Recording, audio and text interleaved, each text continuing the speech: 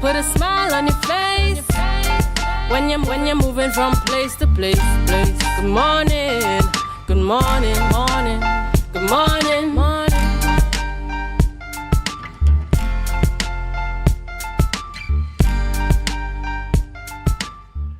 Good morning, viewers. It is 7 a.m.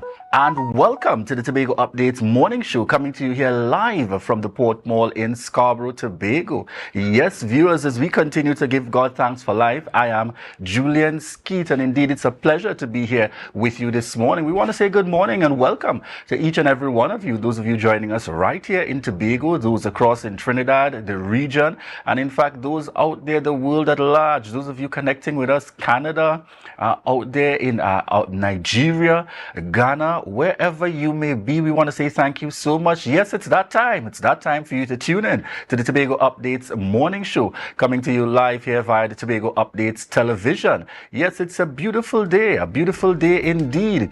And if you're anything at all into the season, you are preparing yourself for the greatest show on earth here happening in Trinidad and Tobago. It's Carnival 2024. And I like to say, over this very long weekend, you're going to be either in one of three places.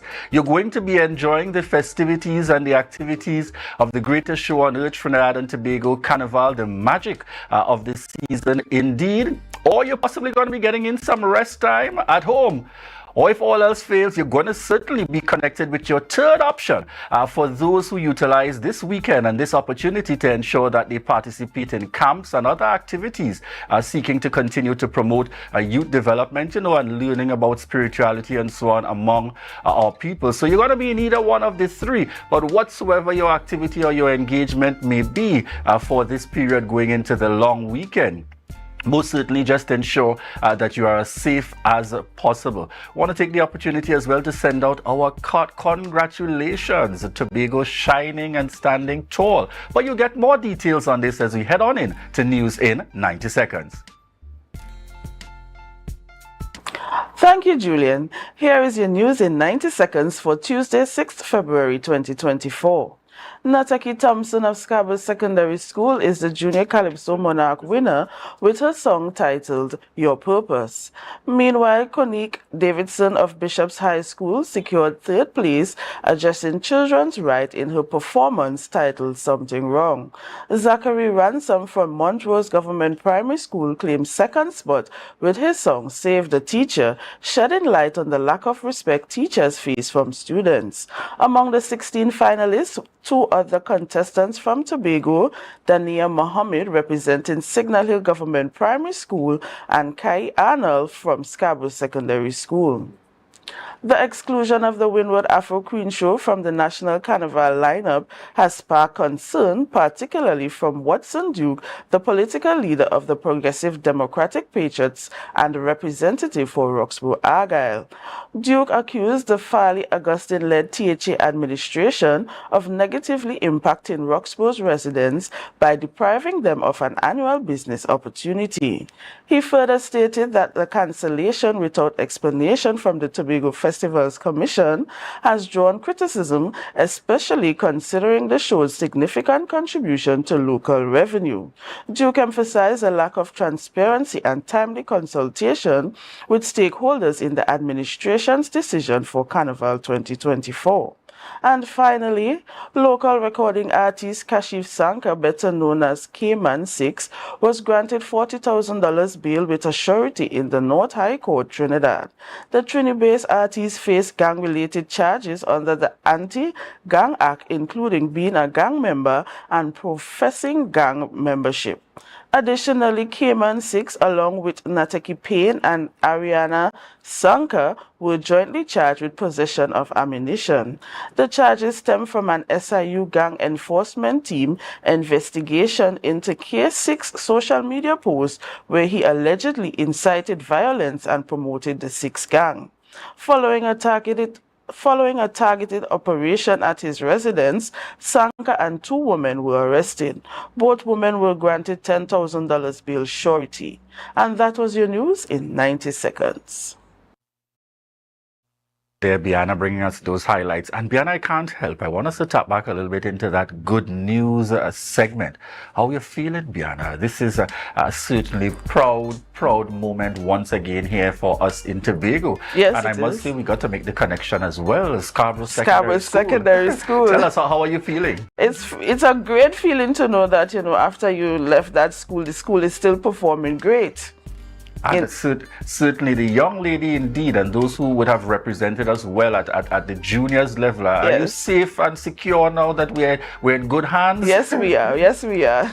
I know naturally when I heard, of the, and we've got it running on screen now, there was that sense of joy. Naturally, I almost felt as though I were brother or some family connection, just there, and the level of excitement naturally for our young stars shining forward. Yes. And more importantly, beyond just our young stars, Tobago really excelling at the national and level. representing well. And representing exceptionally well, and continuing to send that message. And I always have to revert to that good old saying coming out of my time at, through Miss Allard, former principal there, may her soul rest in peace at Bishop's. You are as good as any. And in fact, right here in Tobago and beyond, you might be better than many. Yes. Do not ever underestimate yourselves. And it's a gentle reminder to folks on the outside there as we continue to enjoy. Biana, how has the season been going for you?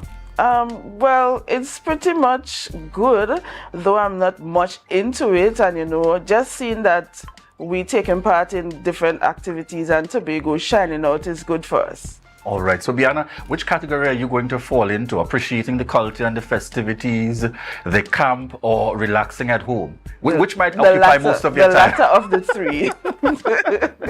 The latter of the three will be for me. Certainly. Thank you very much there, Biana Brebner. I really, as we get into the discussions, and certainly continuing to send our congratulations out as Tobago continues to excel in the art form. We're seeing it in the junior monarch. We're certainly seeing it in the steel pan, aspects of the steel pan and various other components within Trinidad and Tobago. And I want to say let's continue to do our due and to make our mark, most importantly as we contribute to the development of the greatest little island on the planet, and by extension the country that really stands out there, sweet Trinidad and Tobago.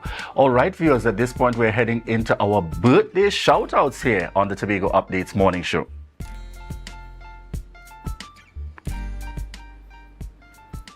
And we get started with the birthday shout-outs this morning. All right, and first in the lineup, we have... Yes, this is Suzette Walters, and we're sending a birthday shout-out to Suzette Walters. We want to wish you continued blessings, and we trust that you continue to enjoy the birthday celebrations. Yes, Suzette, stepping out in style. All right, on screen, Travis Alexander sending birthday blessings out to you, coming from the entire Tobago Updates family. All right, the man on screen at the moment, none other than Lincoln Nelson. Certainly energy and vibe, living life. And he's the administrator here within the Tobago House of Assembly. One of our administrators, Lincoln Nelson, wishing you the very best. On screen, one of my very good friends out there, Afia Muir. We trust that you will enjoy the birthday celebrations today. And in fact, let it continue into the Carnival weekend. Do enjoy.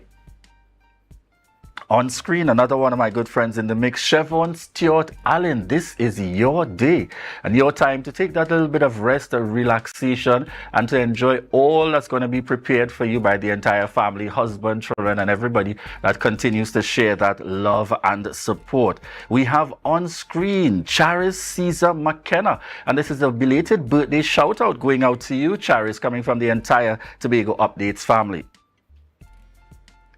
Yes, and on screen we got to pause and slow it down. This is a gentleman here who has certainly made significant contributions right here in Tobago and continues to give his perspective, none other than Reginald Phillips there out of Buku.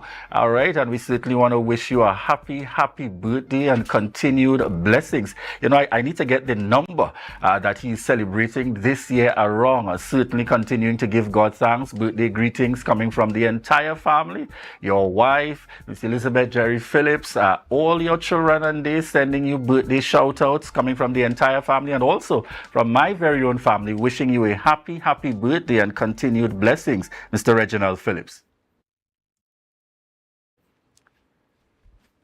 Yes, energy and excitement. A lot happening here in the Tobago space. And we certainly, as we see on the live, sending out birthday shout-outs to each and every one of you, continuing to choose the Tobago Updates morning show. I want to say shout-outs. We're going across to the live very quickly. Julia Brown, Selma Lashley, faithful viewer, Pearl Murray Beard in the mix this morning. Hey, I see online with us Councillor Sutika Williams in the mix. Sadir also in the lineup here this morning. Marilyn Spence, Joe Field. I want to say shout outs as well to Terry Trinidad, certainly continuing to support Lisa James in the mix there. And I cannot forget at all Arlene on the outside, my very good friend out there. She saw me within the Pancham. She said, I mightn't be online all the time, but I'm following closely. All right, so I want to wish you, certainly all of you, a very good day indeed. And thank you so much for continuing to choose the Tobago Updates morning show. As we prepare to head on into this morning's lineup, we get the conversation going with Councillor Tashia Grace Burris, the Secretary for the Division of Tourism, Culture, Antiquities and Transportation. A number of areas we're going to be chatting about this morning to really seek to get the highlights, bringing some clarity and giving us a sense of where are we heading in the context of the Division of Tourism and particularly Culture this time in this national Carnival season. So viewers, we look forward to that upcoming interview with Councillor Tashia Grace Burris, and we want to remind you that this is your opportunity to share the live, share the live, share the live.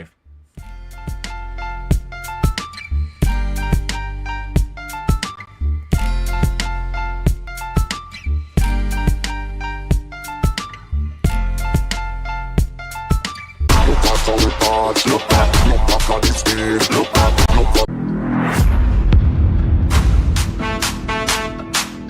Give it to me, give it to me, Yeah. give it to me, honey. Girl, you look normal. Girl, you look normal. Girl, you look normal. Girl, you look normal. Oh, you know what you're doing. You know what you're doing. Girl, you know what you're doing. Big waist with the eye contact. Girl, look back. Look back. Look back. Look back. Look back. Look back. Look back. Look back. Look back how it parts. Look back. Look back how this game. Look back. Look back to the stars. Look back. Look back.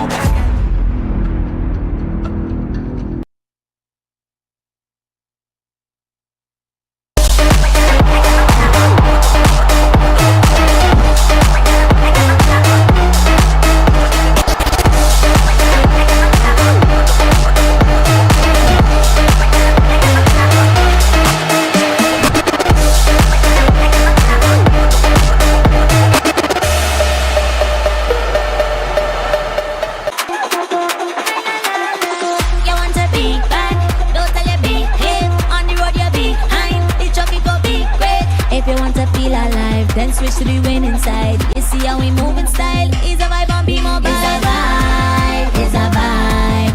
It's a vibe on Be Mobile. It's a vibe. It's a vibe. It's a vibe with Be Mobile. Come and see what plan it could get. See what plan it could get. Come and see what plan it could. See what plan it could. See what plan it could get. All of the plan the best. All of the plans the best. Come and see what plan it could. See what plan it could. Be Mobile. Top it up. Top it up. Top it up. Top it up. Top it up. Top it up. Only we buying bundles. Top it up. Top it up. Top it up. Top it up. Top it up. Top it up. It's a vibe on Be Mobile. It's a vibe. It's a vibe. It's a vibe on Be Mobile. It's a vibe. It's a vibe. It's a vibe with Be Mobile.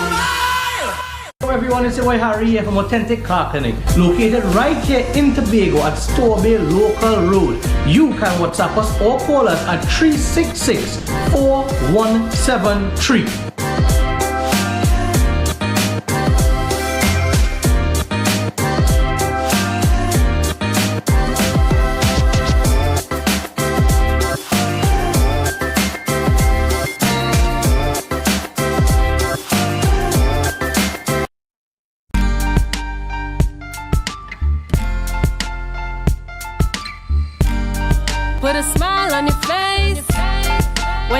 moving from place to place. Good morning, good morning, morning, good morning, morning. Good morning, viewers. We're just at about 7:15 a.m. and welcome back to the Tobago Updates morning show, coming to you here live from the Port Mall in Scarborough, Tobago. In this segment, viewers, we're heading into discussions with Councillor Tashia Grace Burris, and she's the Secretary with responsibility for the Division of Tourism, Culture, Antiquities and Transportation. Good morning to you and welcome. Good morning, Julian, and good morning to the rest of Tobago and everyone who's looking at Tobago Updates this morning. And this division also happens to be the division that's naturally in the hot seat. Always. At this time of year Always. in particular. But just before we dive on in more recent times, we know we would have heard announcements from the Honorable Chief Secretary Fali Chavez Augustine about assisting with the portfolio. You were out on leave for a bit of time. Tell us a little bit personally, some more concern as it relates to your health and so on. Whether you are back fully, because we know we saw some diving into carry out while under doctor's orders. Is this one of those cases? Give us an update where you are now. I am actually back at work fully. I've been back on the job for the last 2 weeks. So I just kind of, I had to take some rest. The reality is that your body gives you cues before it shuts down, and I wasn't listening to the cues that my body was giving me. So, and actually it shut down. I must say thank you to the medical staff at the Roxborough Hospital who took great care of me while I was under their care. And certainly I needed the rest, and it did wonders for me. Tobago is one of those beautiful places that rest does well with. And I'm back out on the job. I mean, we have situations obviously brewing on a daily basis, and I'm just happy that I've had the support of my colleagues and my family and the staff of the division to be able to continue to focus on the mandate and get the results that I expected of us. All right. As we move ahead, I know we would have just had a number of some of the major activities happening. I understand that you were able to make it out to the pan. I suspect that's a little bit because that's part of your, as we say, in your DNA. It is. But as we transition beyond some of the festivities that have already started happening at the national level, we want to take a further delve, and we want to start by looking at yesterday. We would have seen outcries coming from representatives who were on the outside of your division, speaking as it relates to concerns with regards to the approach and the attitude and the position that the THA has taken in relation to mass happening here in Tobago for the National Carnival. I'm also aware that a meeting would have been taking place, as they also mentioned, simultaneously. So we'd like you to provide us with some updates coming out of that. Where are we at? Are we progressively heading towards a solution, or are we still at a stalled point where we are at bitter ends? No. No bitterness on this end. Basically, I think that the genesis of the situation was largely a miscommunication of the position. The THA is not averse to mass. We're not averse to mass band leaders. We know the product that we have created for October. What we have said very publicly is that this is a product, a tourism product that we have created, that we have separated the idea of Tobago having a carnival at the same time as the national festivities, because we understand that all of the attention is what is happening in Trinidad. And we also have said to stakeholders that the product that we put out in October, we must be able to differentiate that product to what we do to commemorate the national carnival festivities. So as you would see, in terms of the approach, we had met with stakeholders since last year, December, to begin to get them to understand where we eventually would want to get to. And we figured that one of the things that we have to focus on is what makes, according to my chief secretary, what makes sense, CENTS, and what makes sense, SENSE. So what makes sense for us in February is to support the activities that we know have their natural audiences, that we know that we will get a natural market for support for those activities.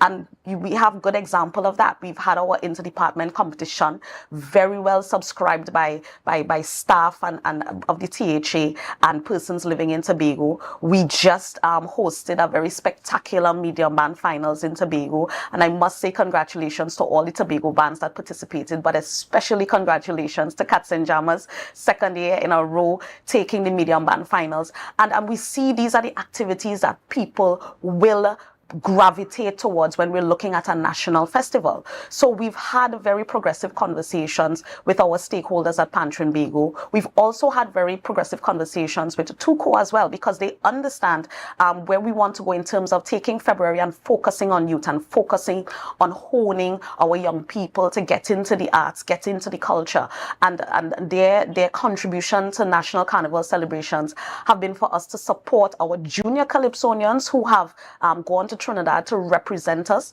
And I must again say congratulations to our junior Calypsonians who placed first and third in the competition. Congratulations to them, and it shows that culture is alive and well and Calypso is alive and well, especially in Tobago. And we also paid grants for our senior Calypsonians to participate last weekend at Skinner Park, because the reality is that a Calypsonian coming from Tobago will have additional expenses that a Calypsonian coming from Trinidad may not have.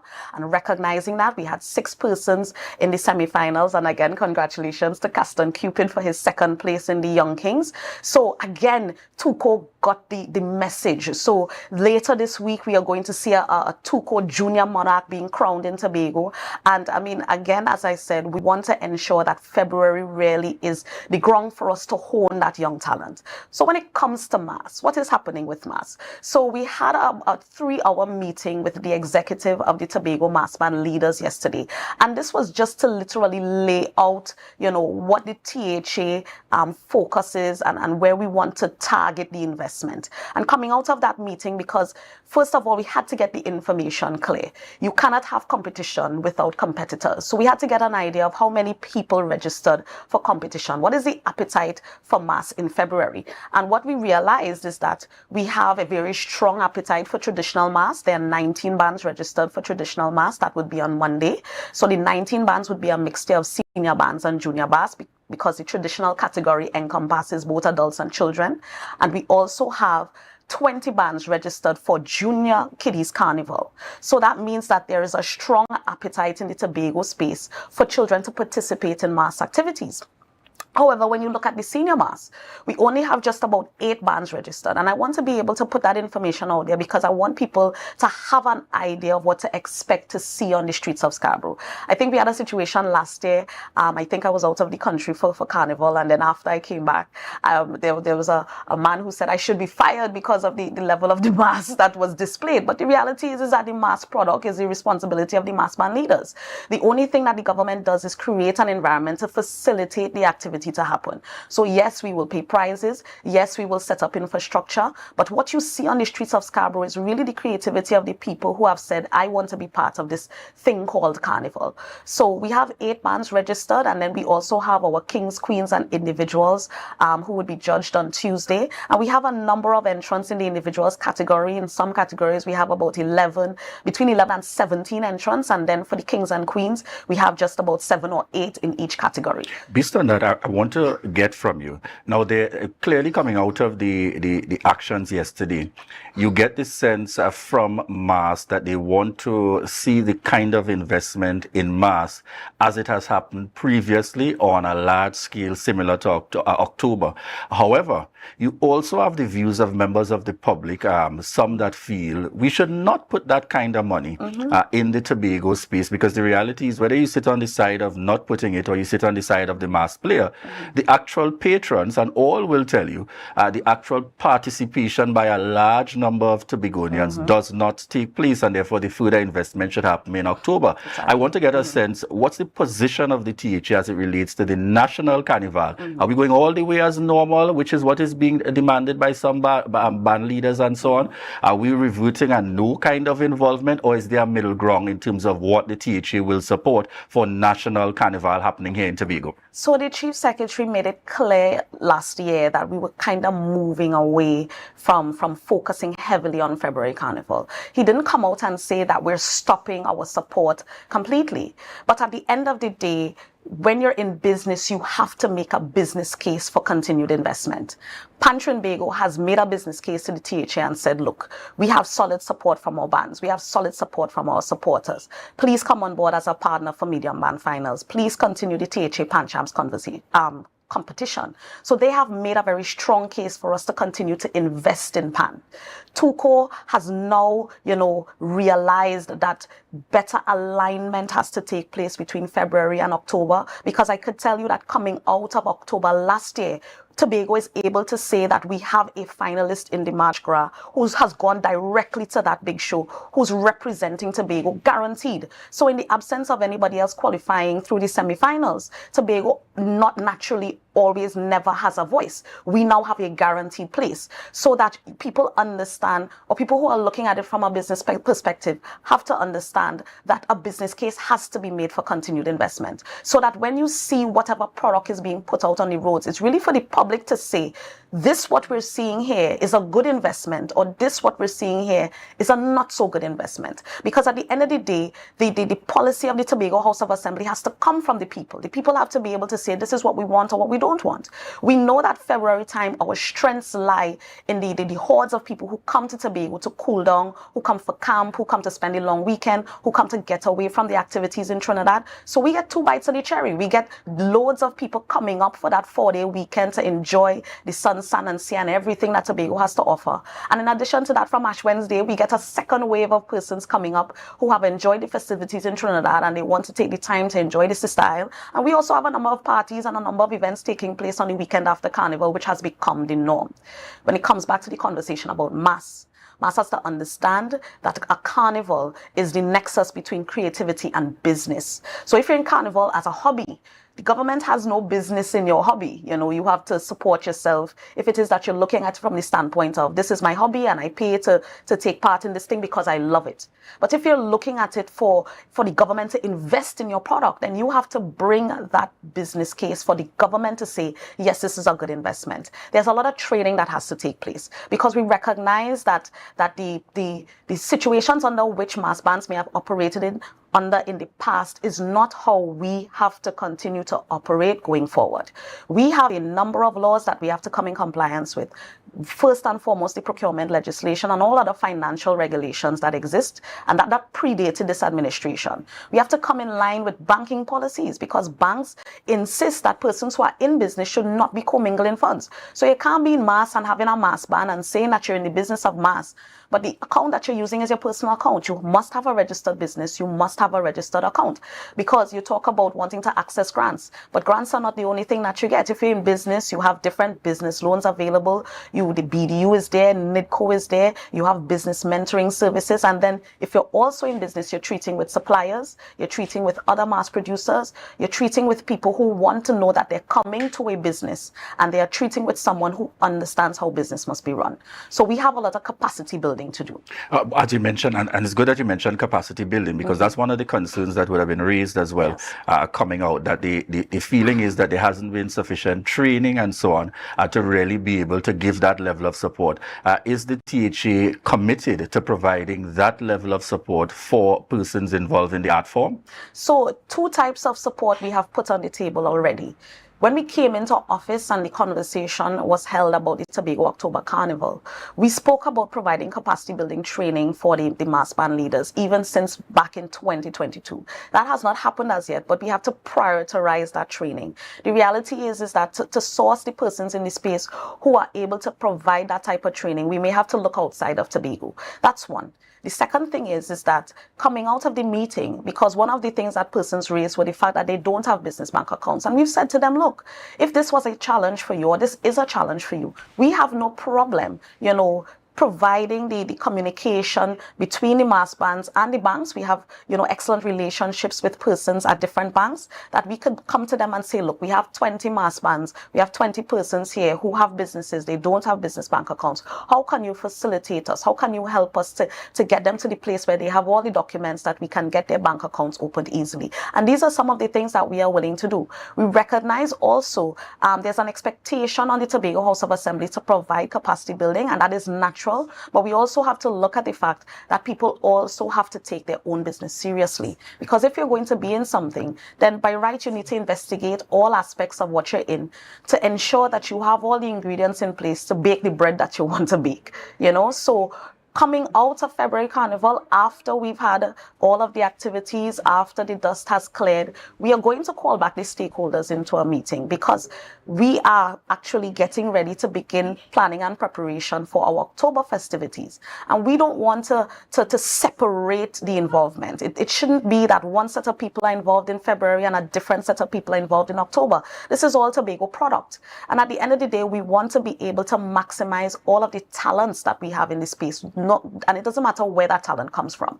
So getting them back to the table and getting them to understand how they can increase their own capacity to be able to participate, because that's what we want. We want participation. We don't want people to get to a place where they feel like if the product does not belong to them. So as long as we can put systems in place to get people interested and to get people to be committed to increasing their own capacity to be able to be successful, we are there every step of the way to provide that support.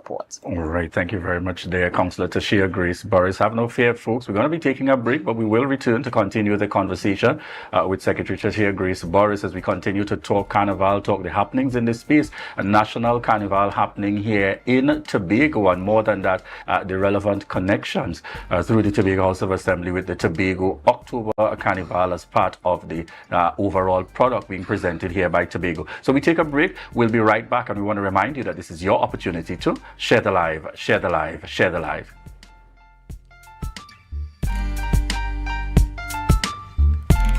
Your destiny. The best way to predict it is to create it. Do you see yourself exploring exotic destinations or spending quality time with family? However you see yourself, create your own retirement destiny with Tata Life's Destiny Personal Savings Booster. Choose from one of 3 investment options with guaranteed minimum investment returns to secure a monthly retirement income for life, with the option to choose your retirement age. So what's your retirement destiny? Call 62TATL or visit tatil.co.tt to learn more today. Conditions apply. Tatil Life, a member of the Answer McCall Group. Carnival is here. But before you hit the streets, make your home the ultimate party zone. Standard says, make it stage ready, now for now. Get dazzling deals on TVs, furniture, appliances, everything to impress your guest. 10% cash back, easy financing, plus no down payment. Now's the time to shine. Visit Standards today. Let them make your home the star of Carnival.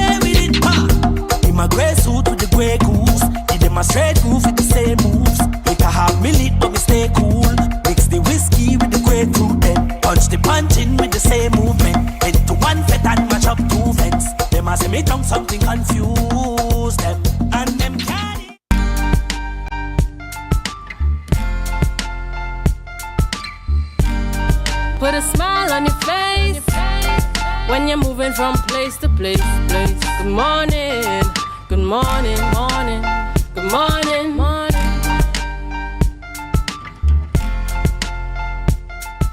Yes, viewers, it's 7:34 a.m. and welcome back to the Tobago Updates morning show, coming to you here live from the Port Mall in Scarborough, Tobago. And if you're a supporter of the season and the Carnival, any at all, 1 week from now, the parade will be happening in Codler Hall. It will be Carnival Tuesday in Codler Hall. Pioneers on the outside. Something to look out for. That's just the Codler Hall in me. My area of birth and certainly that comfort. But we continue our conversation this morning as we speak in Carnival, the National Carnival happening here in Tobago. And just before we went off, we were chatting a bit about getting a clear perspective of some of the activities being supported by the THA. I know we got a clear sense in terms of the interdepartment competition through festivals, as well as support for the medium band. Could you just tell us very quickly some of the other activities that certainly will have the support of the THA here in Tobago for the Carnival? And of course, we know outside of that, there will be other things taking place. Yes, so we have THA Panchams tonight. That competition begins at 7 p.m. at the parade grounds, the same setup that we had for medium band finals. And all of our Tobago bands would be on show tonight, competing again. And I expect that it will be a very electrifying competition. And aside from that, for the rest of the week, we have the Tuco competition, the Tuco Junior Monarch, which is taking place on Friday at Goodwood High School, I believe.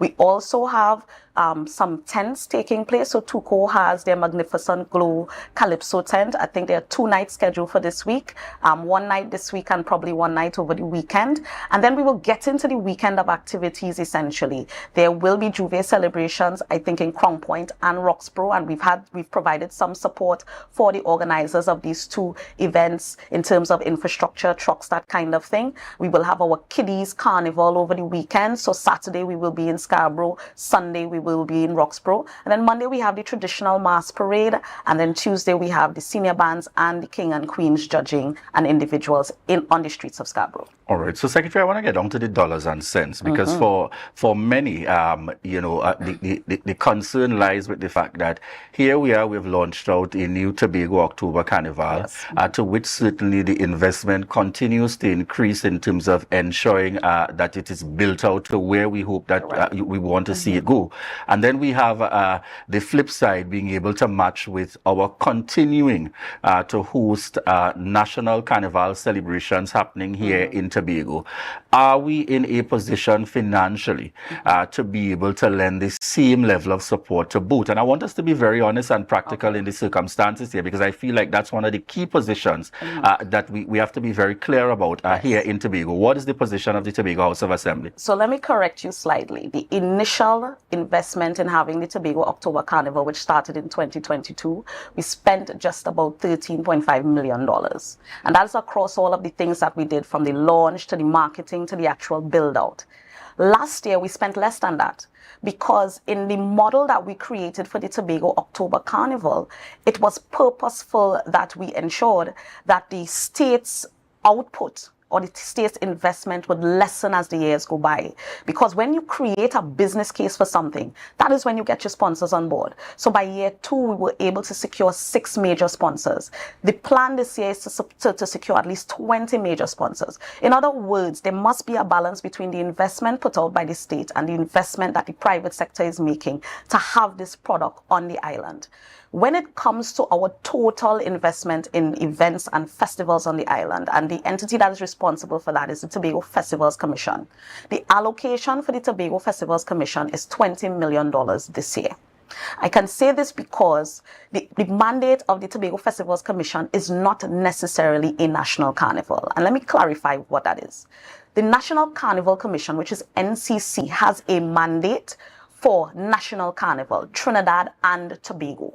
But what has happened, and this is a situation we inherited, was that the NCC makes very little investment in what happens in Tobago in February for reasons they know best. But the Festivals Commission has been taking up the cost of commemorating National Carnival festivities over the years. And this is a situation that we will have to have a discussion with the NCC about, because if they have a budget that is put aside by the government every year for National Carnival celebrations, then we have to be able to go to the table and say, well, okay, what is Tobago's allocation out of that $146 or $156 million that is allocated towards national carnival celebrations in February. And the NCC, their mandate is only that national activity. However, the $20 million that is allocated to the Festivals Commission is responsible for the hosting of all of events and festivals throughout the island 365 days for the financial year, which means that Festivals Commission has to do a Tobago October Carnival. They have to pay some money for national carnival celebrations. They have to do stuff with respect to heritage. They may have to support community activities and festivals because we've given them a mandate to grow indigenous festivals that may not necessarily be products of the THA, but products of the island of Tobago, like harvest festivals and fisherman festivals and Abuku Sunday School and things like that, goat racing and that kind of thing. So they have a mandate for all festivals on the island. Even as a company, they have the ability to give sponsorship to private events and private promoters in the space who have had very solid events over the years. For example, a great race. For example, a great Fet weekend. These are events that have become part of the Tobago calendar and part of the events fabric on the island. They have the mandate for all of these activities. Certainly $20 million is not enough money to be able to successfully host these things. So again, we have to make sure that any monies that we spend we can actually measure the return on investment, so that coming out of what happens this weekend, because the mass band leaders have to make a case for what they're asking for, and that case could only be made on the streets Saturday, Sunday, Monday and Tuesday.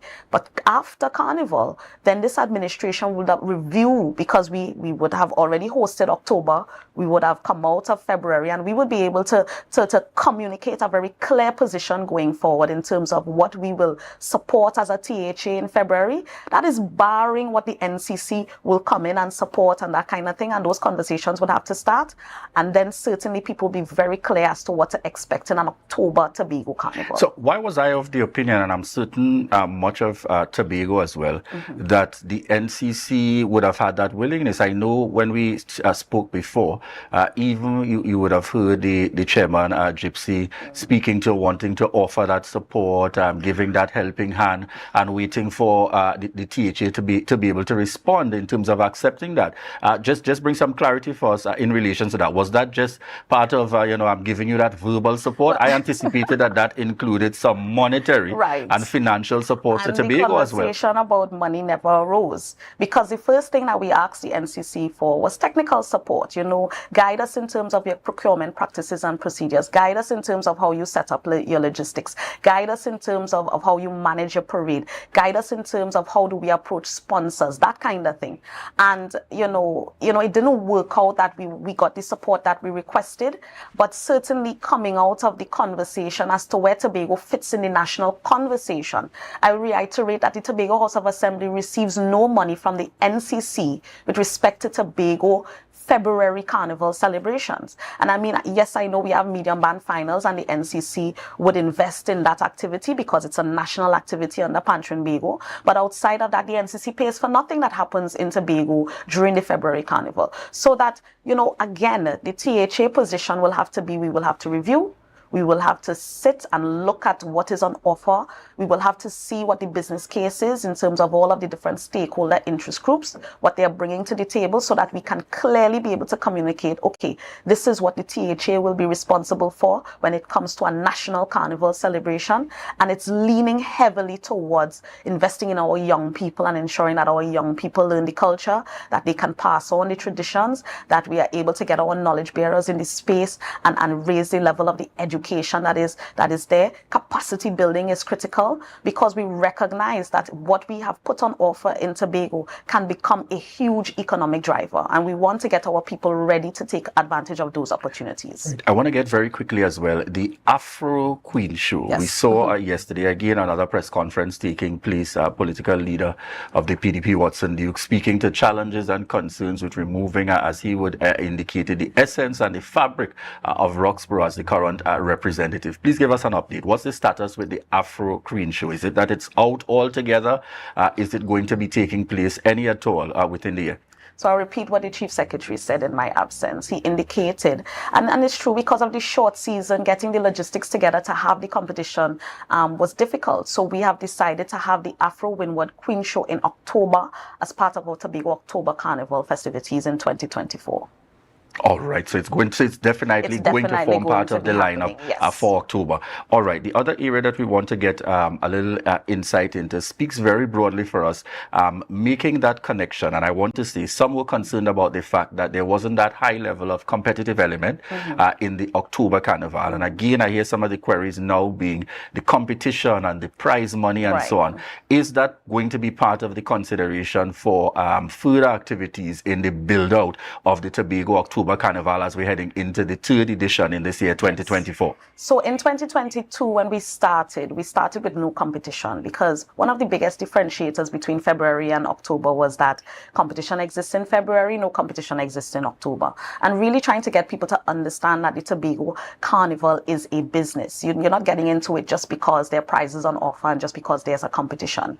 Last year, we teased the possibility of competition by inviting one of our major sponsors, B-Mobile, to sponsor a Band of the Road prize. And that Band of the Road prize was given in 3 categories: traditional presentation, cultural presentation, and contemporary mass. And that really was a people's choice type competition. People were able to text in and vote, and we got overwhelming response from a number of persons who were able to either play in the parades or witness the parades.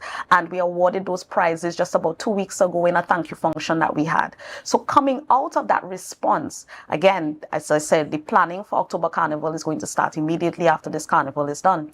The question will have to be asked, is competition something that the masked practitioners who have made October Carnival their home, is competition something that they want? Because there's always a positive in competition, but competition also has some not so positive outcomes. And I think that one of the challenges that we have seen over the years, especially with the February product, is that some may argue that competition has not really improved the quality of mass. In fact, some people may argue that the quality of mass has decreased over the years, even with the presence of a number of prizes being given across categories and that kind of thing. So we have to kind of go back to the people with that one.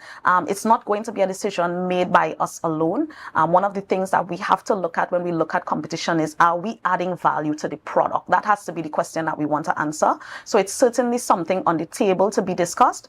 And when we are at a position where once we've had the conversation, a decision is made, then that will be announced. Before we close, Secretary, we also want to chat very quickly in terms of outstanding payments. Coming out of the last Tobago October Carnival and some of our festivals, of course, Heritage being the most prominent one, to the extent that the song has now made it to the big stage, as I like to say, the interdepartment stage in Tobago. What's the status with regards to payments for these? Because what I'm getting is a sense of that where the THA is outstanding in a number of areas, the various festivals that have been hosted, and persons have not yet been paid. We want to get some update on that. In some circles, you're hearing that Carnival and others have been paid, and there's another, and Heritage remains outstanding. Just clarify for us, what is outstanding at the moment and what has been paid? So I can tell you that the THA's position is not catastrophic as some people may make it seem. You know, we have no outstanding payments for 2022. The NCC can't say that. The NCC is still owing suppliers for 2022. The THA has made good on all of its payments for 2022. For 23, we have some minor payments outstanding for National Carnival, and those are largely just prize monies that were not paid because there were some challenges with ratifying the results that were submitted to the Tobago Festivals Commission. And those results were only ratified recently, like just maybe a couple months ago, so that we were not able to make those payments before the end of fiscal year. And those would be the first set of payments that would be cleared up, certainly within the shortest order. We have a small amount of payments outstanding for the Tobago Jazz experience from last year. Those payments at this time could be in the couple hundreds of thousands, not $1 million or not anything like that. With respect to the Tobago October Carnival, this happened to the end of October, so that we are getting releases very soon. In fact, the Tobago Festivals Commission should resume payments for October Carnival in a very short order, maybe between now and next week. So service providers, who provided services for the Tobago October Carnival should be getting some calls from the Tobago Festivals Commission to start coming and collect their payments. With respect to the heritage situation, I gave a commitment that we will try to make good on all of the payments by the end of last month.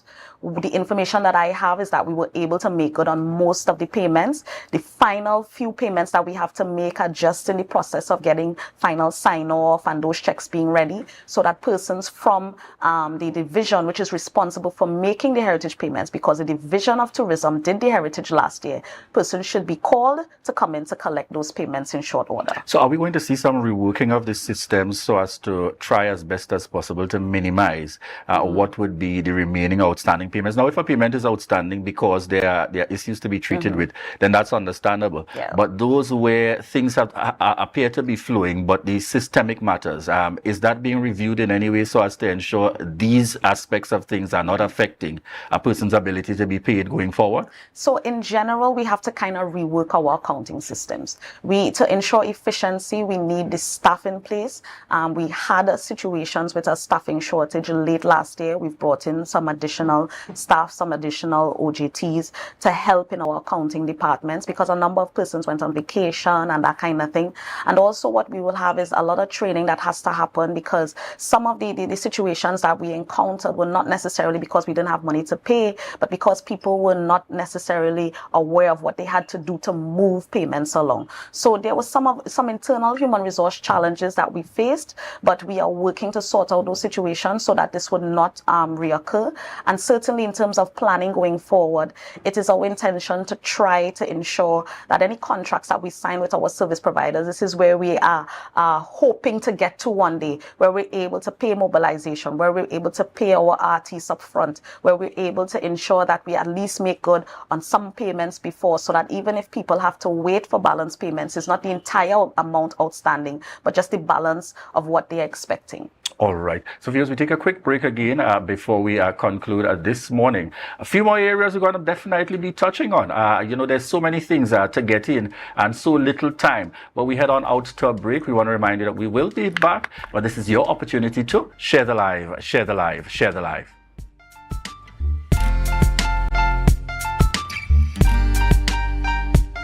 Rotisserie, mouth-watering fries, salads, combos, and specials galore. Feeling for something to eat? Come and see. Our rotisserie is seasoned to the T. Kicking chicken, masala, and jerk roast. Crispy fries made from scratch. Who do you know can beat that? Or salads freshly cut and packed. When you taste it, you'll be wanting to come back. So come check us out on number 2 Robinson Street, Uptown Scarborough, Tobago. We open on Saturday nights from 7:30 to 11:30 p.m. Monday to Thursday, we're open from 10 a.m. to 9:30 p.m. and on Friday, 10 a.m. to 4:30 p.m. Contact us at 772-7443 and all social media handles at The Rotisserie Factory. At JK Tech, we bring technology to your doorstep. From cutting-edge laptops to reliable printers, we've got it all. Nationwide delivery and a new website for easy online ordering. JK Tech is your one-stop shop for your electronics and computer needs. Carrying top brands such as Acer, Samsung, HP, and much more. Follow us on Facebook and Instagram at JKTechTT or visit jktechtt.com. Quality tech is just a click away. JK Tech. Evaluate your shopping experience, your tech, your way. Call or WhatsApp 383-2651.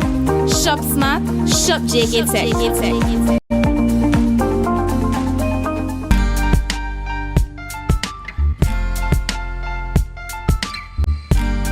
Put a smile on your face when you're moving from place to place. Good morning, good morning, morning, good morning, morning. Good morning, viewers, and welcome back to the Tobago Updates morning show, coming to you here live from the Port Mall in Scarborough, Tobago. As we continue the conversation this morning, really seeking to get all the information possible as it relates to the National Carnival celebrations happening here in Tobago. We continue our discussion with Secretary Tashia Grace Burris on set with us. So as we continue, one of the things we want to get a quick update on is as it relates to the CEO for Tobago Festivals. We saw an announcement being made by the former CEO that he's no longer associated with. Just give us a sense of, has a CEO been identified, or do we have someone acting now? What's the whole plan with that process in terms of identifying a new CEO? So the board of the Tobago Festivals Commission Limited has appointed the finance manager to the position of acting CEO in the interim for a short period while they go out for a CEO. So we should expect that an advertisement would be placed for persons who have the relevant qualifications to apply and to be interviewed for that post. All right. And the other area that we want to touch on, projections. People are raising concerns. We're looking beyond national now. People are saying, you're seeing all the other islands putting out their artists for jazz. Right. What Tobago waiting on again to launch jazz? What's the position of the THA in relation to jazz for 2022? Since last year, the Chief Secretary was very, very clear when he said that the Tobago House of Assembly would be getting out of the business of doing the jazz event. The jazz event cost just over $12 million to produce. And when you think about a Festivals Commission having an allocation of $20 million, you're talking about a production that takes more than 50% of their allocation for the year, that one event alone. And he indicated that the direction that we want to go is to be able to get private promoters in the space who want to have activities. And what I can say is that there are a number of private promoters who have indicated to the THA that they want to host activities. The Easter weekend is very early in April this year. Some of them have indicated that they want to do activities on the Easter weekend. They want to do activities during the month of April. They want to have activities at the end of April. And we are looking at those proposals to see how the THA can come in as a sponsor and support. But the THA itself as a body will not be responsible for hosting a jazz product. Before we close this morning, I want to get from you, Secretary, can we get a clear-cut position that will take place following all these activities of the National Carnival? Is the THA going to give, in a similar manner in which you just mentioned, a clear indication was given as it relates to jazz? Can we look forward to the THA also giving a clear position and sense of direction following this carnival in terms of what will take place in going forward? Most definitely. As soon as these activities are over, and as I said, the dust has settled, we will review all that has taken place. We'll review where we feel our investment would be, the return on the investment that we're making will redound to the benefit of the most people, and we will be able to communicate to the people of Tobago what our final position would be. All right, excellent. You've got 30 seconds. Your closing words. I know that's difficult for a politician, but your closing statements here as we are in the season. You know, I just want to be able to understand that this administration has an open door policy. Even though I think people found the protests entertaining in some respects yesterday, I saw some of the commentary by persons on the outside looking in, and it really was not positive.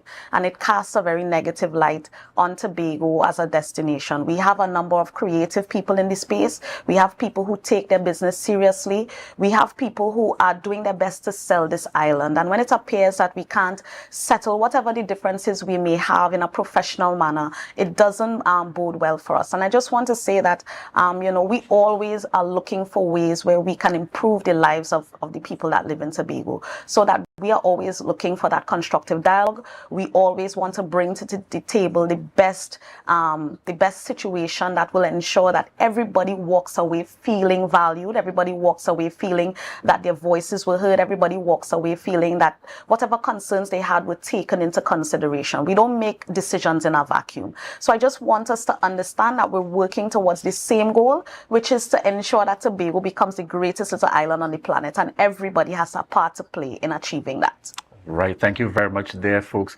Joining us here on set this morning, Councillor Tashia Grace Burris, Secretary with responsibility for the Division of Tourism, Culture, Antiquities and the Transportation in the Tobago House of Assembly, seeking to clear the air and to give us some of the specifics required as we go along with the position of the THA, and certainly that firm commitment as we close this morning's interview, that there will be an announcement following the discussions and all the happenings coming out now for this February during National Carnival events in Tobago to give a clear sense of direction on the part of the Tobago House of Assembly with regards to the way forward. Viewers, we want to thank you so much once again for tuning in and for connecting with us here on the Tobago Updates Morning Show. Yes, it's Tuesday. You can look forward to Youth Wednesday happening tomorrow. Certainly our youth hosts are in the mix, continuing to take you through the activities. And of course, we continue to be very proud here as Tobago Updates Television, the only one that has given that firm commitment. There is no sum, no in between. It's dedicated to our young persons continuing to do excellent work out there as they lead the program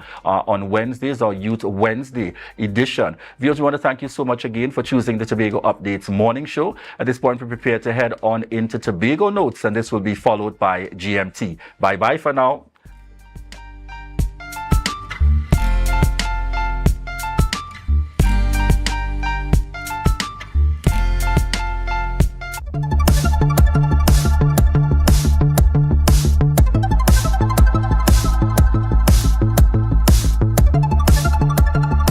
The distribution of grants is not the only responsibility of the Realization for Economic Achievement REACH program. Recently, the unit provided business training for over 30 REACH recipients and potential business owners in celebration of the United Nations Micro, Small and Medium-Sized Enterprises Day, entitled Improving Micro Enterprises Resilience. We want your business to be successful no matter what type of business it is, no matter what products or services you offer. We want after a few years, some of you move on from micro to small to medium to large and international. Yes, I said international.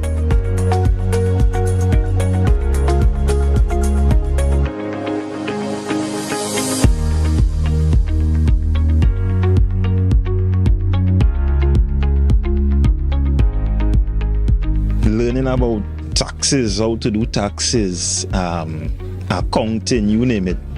And then the Netco here actually elaborated on a lot of those, and the assistance that you could get from Netco training programs and so on. I always wanted to attend something like this because there's a lot of things about small businesses we as small business owners do not know or would like more information, and this training is very, very helpful because a lot of things that was said that I did not even know, like your BIR and the help you can get from other enterprise where your business is concerned. With REACH doing these type of programs now, it actually helping individual to have a good start in the beginning.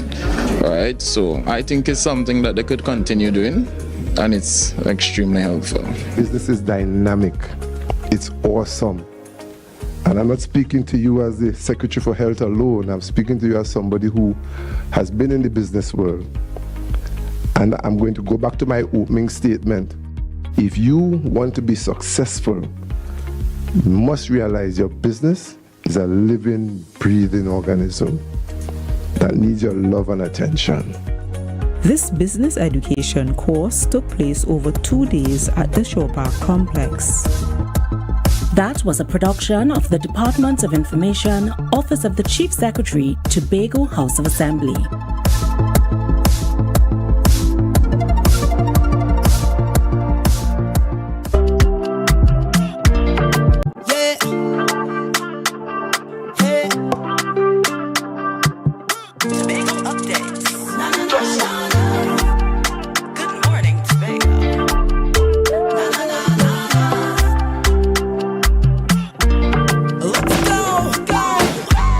It's a brand new morning, rise up.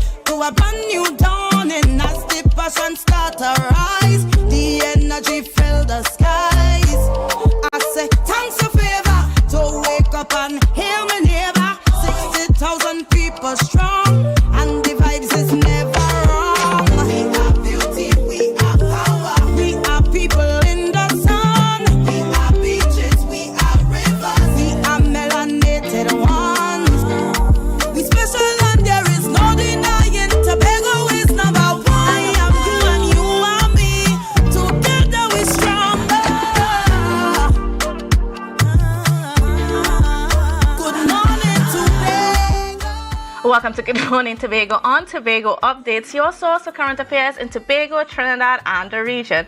With the perfect conversations to complement your morning routine, I am Candace Jackson, and let's get started with the news in 90 seconds. Nataki Thompson of Scarborough Secondary School is the Junior Calypso Monarch winner for her song entitled Your Purpose. Meanwhile, Kosik Davidson of Bishop's High School secured third place addressing children's rights in her performance titled Something Wrong. Zachary Ransom of Mount Rose Government Primary School claimed the second spot with his song Save the Teacher, shedding light on the lack of respect teachers face from students. Among the 16 finalists were two other contestants from Tobago, Danaya Mohammed representing Signal Hill Government Primary School and Kaya Arnold from Scarborough Secondary School. Up next, the exclusion of the Wynwood Afro Queen show from the National Carnival lineup has sparked some concern, particularly from Watson Duke, the political leader of the Progressive Democratic Patriots and area representative for Roxborough Argyle. Duke accused the Falia Augustin-led THA administration of negatively impacting Roxborough's residents by depriving them of an annual business opportunity. He further stated that the cancellation without explanation from the Tobago Festivals Commission has drawn criticism, especially considering the show's significant contribution to local revenue. Duke emphasized a lack of transparency and timely consultation with stakeholders in the administration's decisions for Carnival 2024. And finally, local recording artist Kashiv Stanka, better known as Cayman 6, was granted $40,000 bail with surety in the High Court in Trinidad. The Trinidad artist faces gang-related charges under the Anti-Gang Act, including a gang member and professing gang membership. Additionally, Cayman 6, along with Nikita Payne and Iron Sanka, were jointly charged with the possession of ammunition. The charges stem from an SIU gang enforcement team investigation into Cayman 6's social media posts where he allegedly incited violence and prompted the 6 gang. Following a targeted operation at his residence, Sanka and 2 women were arrested. Both women were granted $10,000 bail with surety. And that was your news in 90 seconds. And viewers, getting straight on into our show this morning, first out on the lineup, we are being joined by the Acting Dean of Student Services, Miss Diane James Brown. So special good morning and welcome to you. Good morning, Candice. Thank you for having us. How are you doing this morning? I am great. All right, so we're here this morning to talk about just the academic and quality committee board of the board? Community caravan. Yes. Community caravan. And the community caravan for THDI. Yes. So give us an idea what's been happening at THDI and the community caravan. What is it about?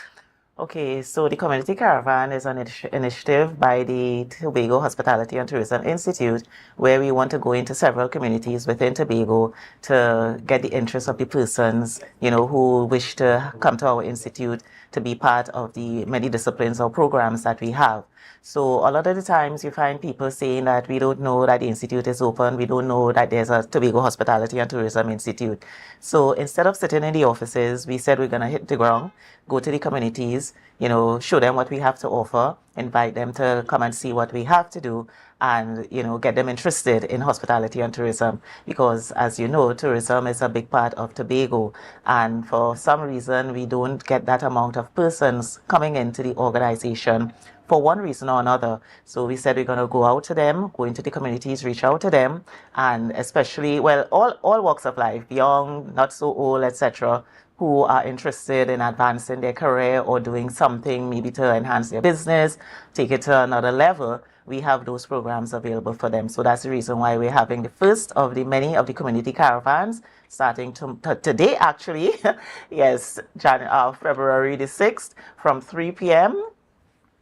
From 3 p.m. to 6 p.m. at the Bethesda Multipurpose Facility in Plymouth.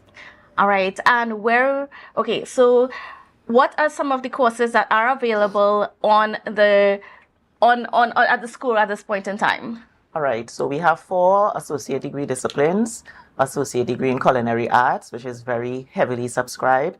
We also have tourism studies, we have hospitality studies, and food and beverage operations. Okay. And then, what's the process for enrolling at THDI?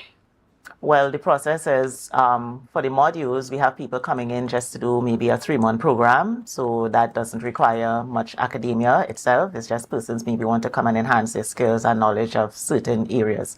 We have the associate degree where you have to have 5 CXC passes, including math and English, which will automatically put you into the associate degree programs. For those persons who don't have the 5 CXC passes, we have what is called the PATH program. Persons who may have not, excelled in the academia in secondary school, we have that program for them as well. Also, we have, the PATH program, yes, for those persons to come into the program. In that program, we introduce them to foundation math, English, basic programs to bring them up to the level of associate degree, and then they transition into the full component of the programs. So in other words, THDI provides a way for students, even if they didn't do so well in secondary school or they fell out of the system. Yes, there is a way for them to become part of the whole academia at THDI. We don't want to turn people away because we know not everybody will want to sit there for 2 years in an organization. Some people just want, as I said before, a little refresher, something just to enhance them. Some persons may just have the time to do a 1-year program. So based on what they want to do with their life. So the 2-year program or whatever they choose to, it's open, it's there for them. We don't want to turn anybody away because some persons, when they say 2 years to sit in an organization for 2 years, I don't have the time, especially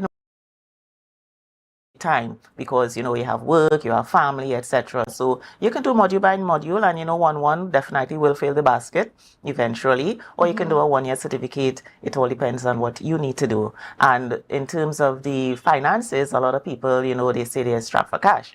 The finances is a big part of it. So we have many pathways for them to access the finances. We have the gate.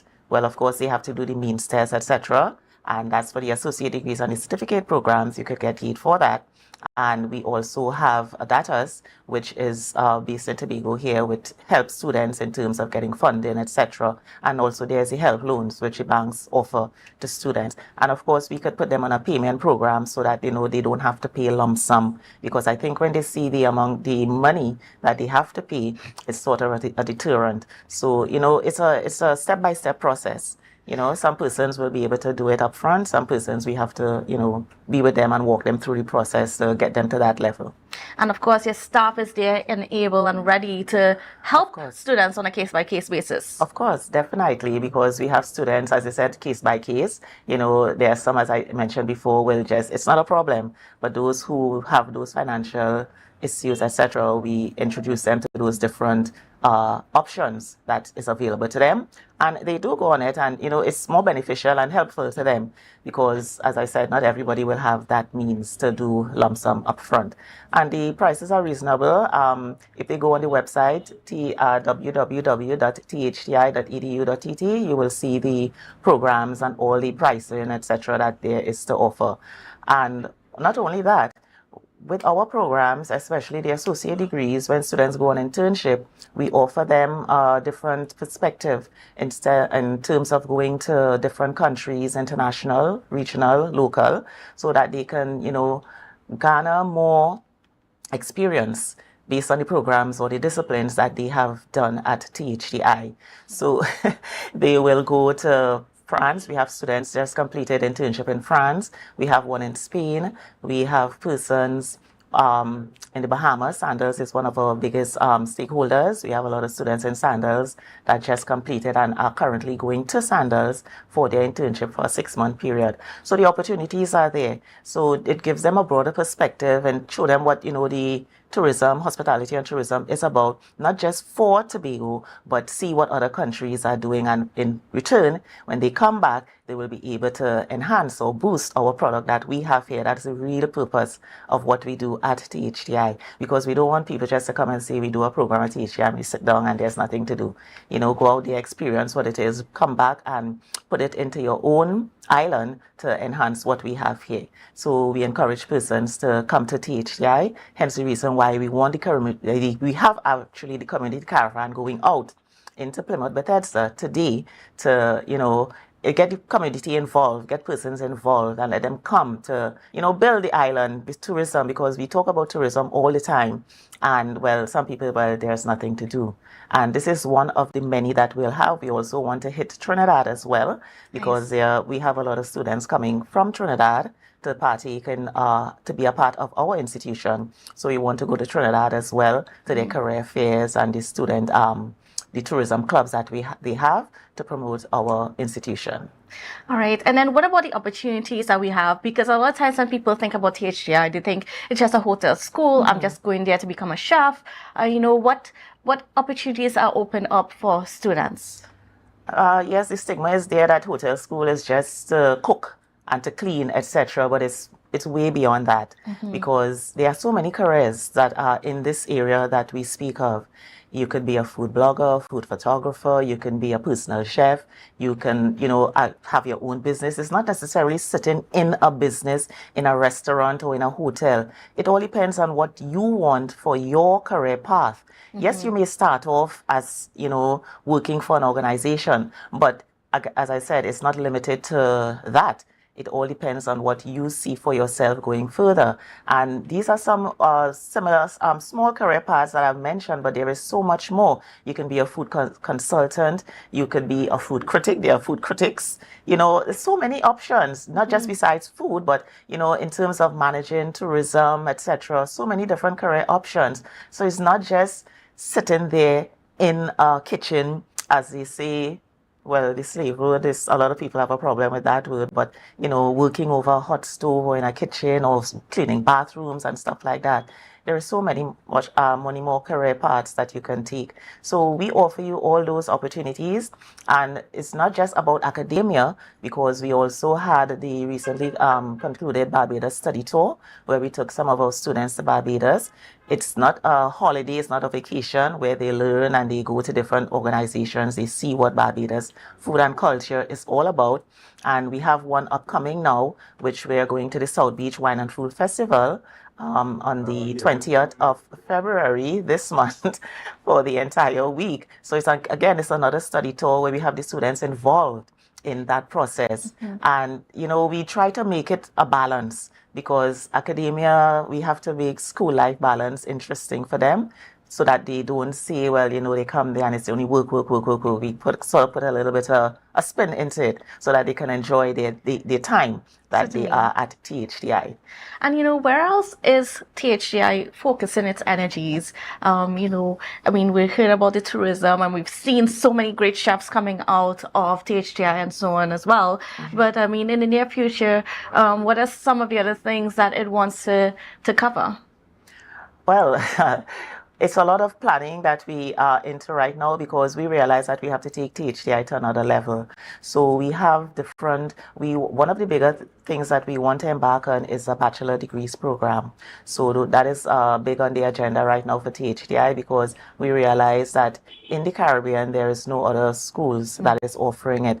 With the closure of the Trinidad campus, we are the only man standing. So we want to put that program on stream as early as September 2024, so we can get those persons who have transitioned out of the associate degree to come into the program, and hopefully not just Trinidad and Tobago, but of the Caribbean as well. We want our Commonwealth partners or citizens to come down and be a part of it. So it's something that is in progress, and we're hoping to roll that out this year, 2024, September.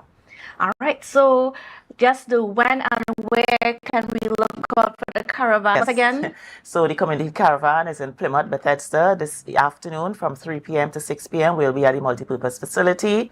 We have our students there. We'll be doing some live demonstrations. We'll be there are opportunities for students, prospective candidates, I should say, to sign up for the programs that we have. So we have all the brochures, all the information that is required. They can come, talk with us. We can guide them and we can get their information. So come September, we can be able to enroll these students to build the student population at THDI and take Tobago to another level where tourism and hospitality is concerned. Certainly. And, viewers, if you have any students or young people around that are wanting to get into tourism, let's consider THDI. Let's see how we can build our island and not just only complain about the state of tourism, but do something about it. Yes. All right.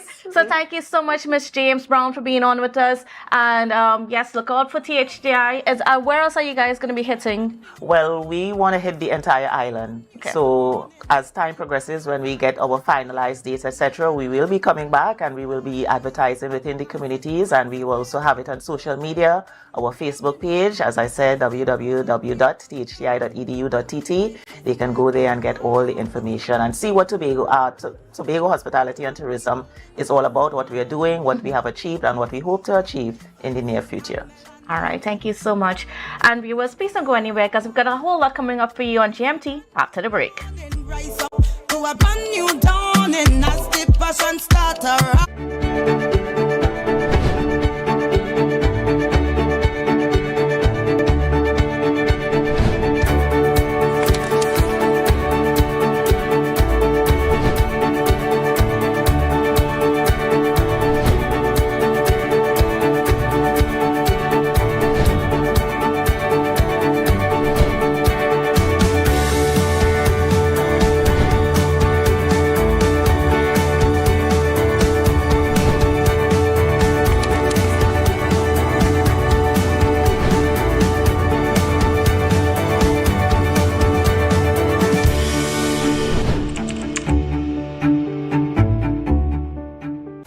It's your boy Harry from Authentic Builders General Hardware, located right here in Storby Local Road, Tobago. That's correct, right here in Tobago.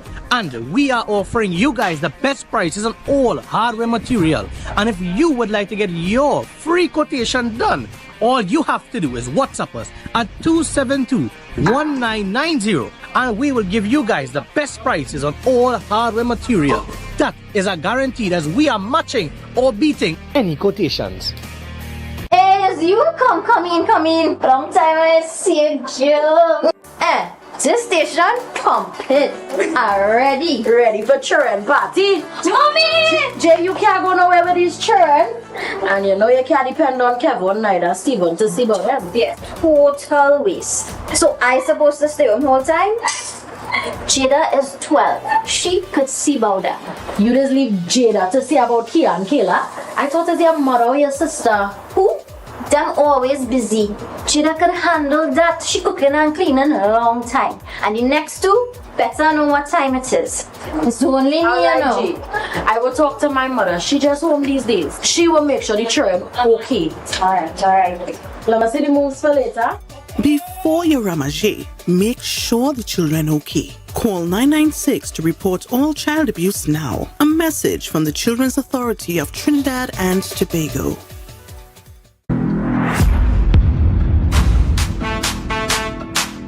Give it to me. Give it to me, honey. Girl, you look normal. Girl, you look normal. Girl, you look normal. Girl, you look normal. Oh, you know what you're doing. You know what you're doing. Girl, you know what you're doing. You face with the eye contact. Girl, look up. Look up. Look up. Look up. Look up. Look up. Look up. Look up. Look up. Look at how it parts. Look up. Look up at its face. Look up. Look up to the stars. Look up.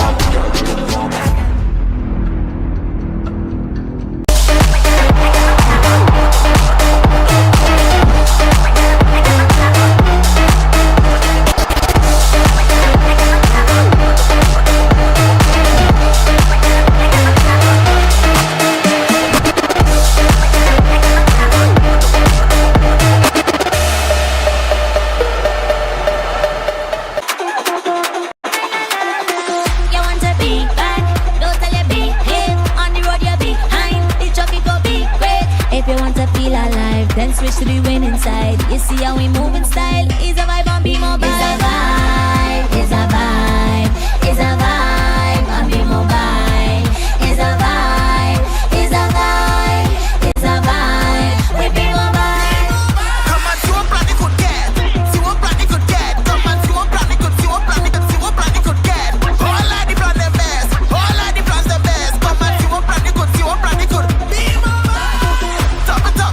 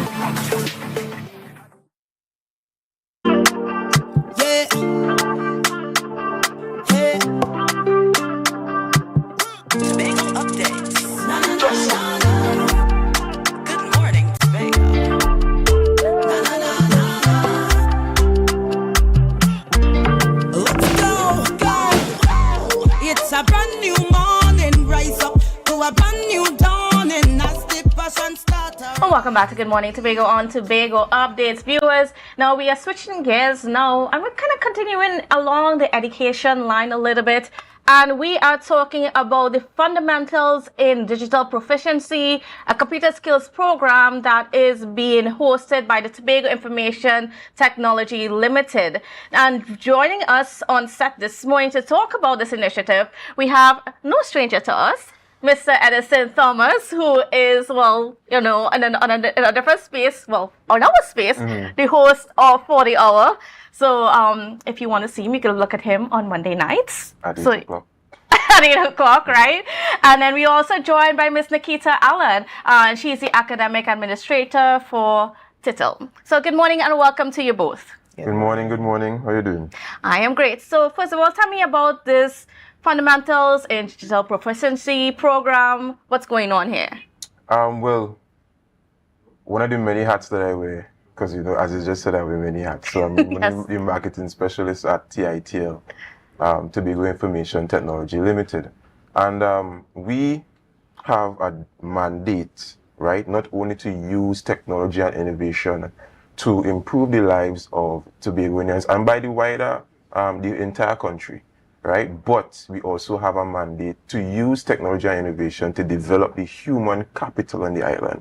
And so this was where the ethos of this program was born. It's called Fundamentals in Digital Proficiency, where it's more tailored to equipping and boosting the skill set of adults, whether it be young adults or the more mature adults, right?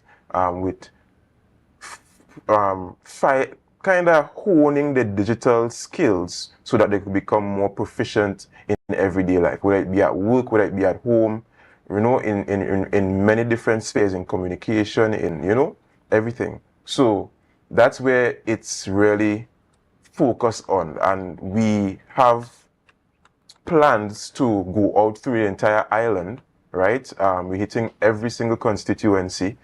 Because of some of the size of the constituency, we might have to do multiple times in the constituency. It's a 4-week program, right? And it's jam-packed, where we have, and we split in the cohorts into 2 as well, right?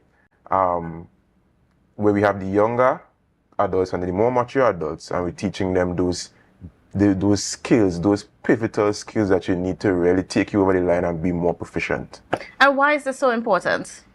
I mean, it's important because we're continuously seeing, well, especially the persons that come to us, we are seeing inefficiencies in many different areas, right? So one of the things that I'll give you an example, online shopping, right? Not everybody knows how to online shop in a safe way, right? Credit card fraud is $1 billion a year industry for hackers, right? And it's very lucrative, but there are a lot of people who get their cards scammed, and it's nothing to be ashamed of. Even me, technically proficient, right? I got my card hacked one time, you know.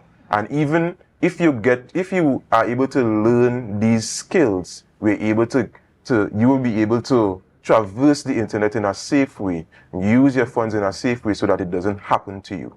All right? And I mean, other things like professional document creation and all of these other different things that will help you in your everyday life. So that's why it's important, because technology is now a necessity, right, for being productive in society, right? And so that's part of a mandate to be able to help upskill the people of Tobago. I'll add to that, we have a lot of persons, especially seniors, or what we would consider senior personnel.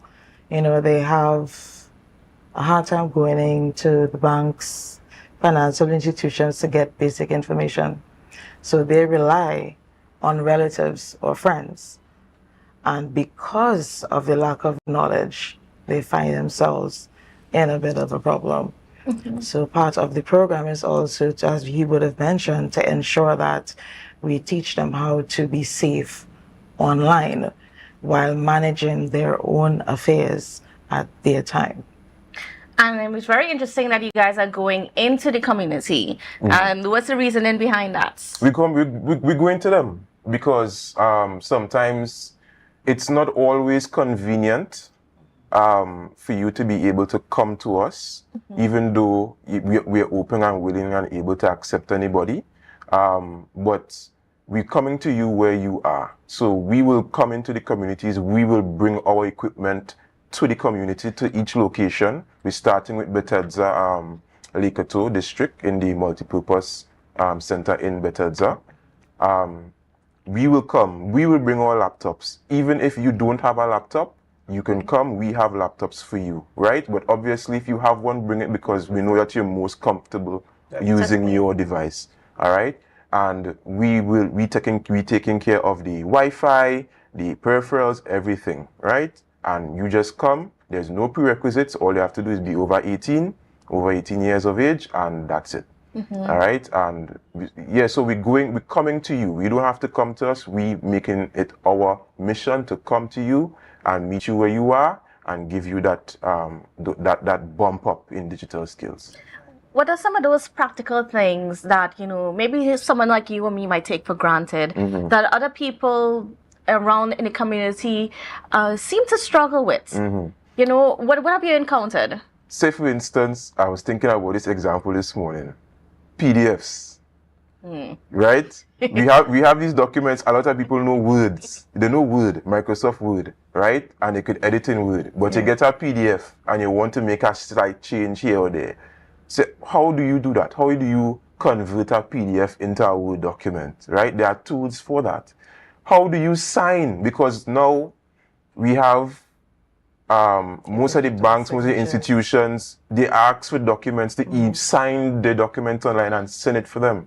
Instead of now the usual process is that we print the document, we fill it out, sign it, scan it, and then send it back. That's a long process where you could just input your documents right online there. You can sign it with your signature right online and send it back. So those are some of the common problems that people take for granted as, high functioning people on the computer, but some people generally don't know how to use those things, and those are the tips and tricks that we aiming to really show people on the program. We mentioned PDF, but we forgot emails. Emails as well, yeah. Emails is something that you would think a 3-year-old could operate. But you have persons that will comment sometimes, oh, I see 500 messages in this account and I don't understand what this is. And classic example on WhatsApp, forward messages. They would see it, they would send it, share it to everybody. Well, part of the program, again with safety, is to ensure that they understand what these things are, how harmful they can be, and the reason why you do not always leave yourself vulnerable to them. Right. Certainly. And you know what, I'm looking at the flyer here and I'm noticing that you're breaking these sessions down into 2 age groups, 35 and over and 18 to 35. What's the rationale behind that? Well, the students that come to us, usually we have a wide range of ages, right? And we understand that persons of the younger demographic might need different skills taught than the persons of the older demographic. Okay. Right? We're still playing it out by ear, and we'll talk to you to see where do you fit and where your skills are, which course would be. But usually, we're looking at the more seniors. They learn at a different pace, right, when it comes to computers than the younger demographic, right? So we're just trying to tailor that experience, that learning experience for each person that comes in, and the different time set. But even though you're not able to fit into a certain time slot, there's no problem. You can, or we have, as I said, we come into every single community, and we're not limiting it like you need to live in this community to come.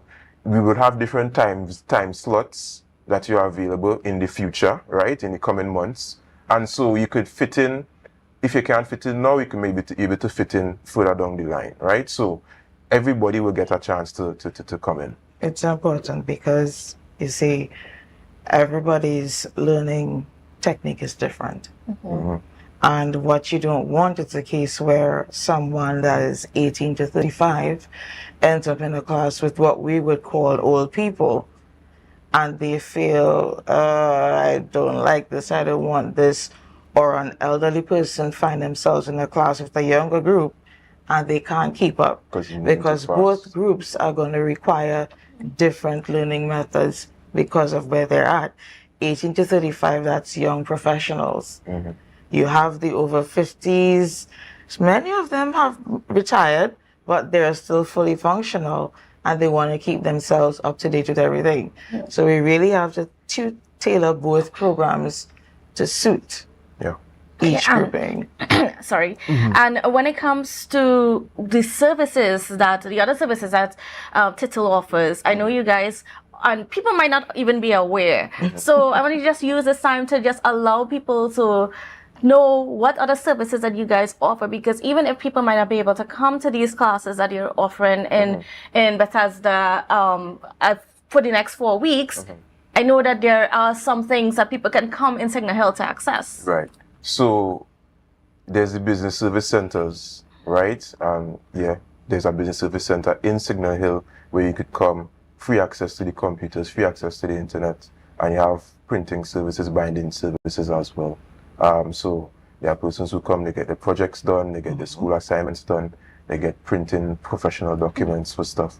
We also have courses that we teach outside of this program, right? Actually, at the end of February, we're supposed to be starting our level 1 Microsoft Office program where we teach. We're going more in depth into Word, PowerPoint, Excel, and giving you those skills to be more proficient in those applications specifically. We have CompTIA courses as well. We have A+ course that started on Monday, last Monday. We have Network Plus as well. Those are more for persons who are going into the IT industry and getting their feet wet in the IT industry, right? Facility rentals. We also offer facility rentals affordably for persons who want to put on the event. If you're having a meeting, a board meeting, a small business, if you want to have a wedding, a party, you know, those things, we make our facilities available, and training as well, because we do offer, if you want to have your course and this course is IT based, we have the rooms outfitted and kitted out with laptops for you. All right. We also do technological, like granular technological solutions for companies as well, so, and small businesses. So you want your website built out, you want an e-commerce solution, you want an application built out to suit and, you know, maximize your profit potential. You can visit us, we have a solution for you there. So we're really trying to use the innovation and the technology to, you know, make the island, or make everybody in the island, or make the island a better place, basically. Make us more productive. Jam, though. We forgot the Tobago Jam. TITL hosts the only Pearson View authorized testing center in Tobago, which makes life easier for many people. We host thousands of exams that we can proctor online. Everything is, you'll hear it with CBT, so computer-based testing.